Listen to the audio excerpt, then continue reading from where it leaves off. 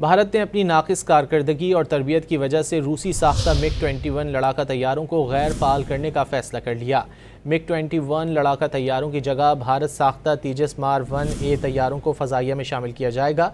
अब तक 876 MiG तैयारों में से 490 हादसात का शिकार हो चुके हैं। मुख्तलिफ हादसात में 200 से ज़ायद भारतीय पायलट और 60 से ज़ायद आम शहरी जान से हाथ धो बैठ चुके हैं।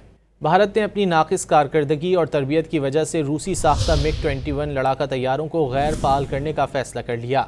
MiG-21 लड़ाका तैयारों की जगह भारत साख्ता तेजस मार-1A तैयारों को फ़ज़ाइया में शामिल किया जाएगा। अब तक 876 MiG तैयारों में से 490 हादसात का शिकार हो चुके हैं।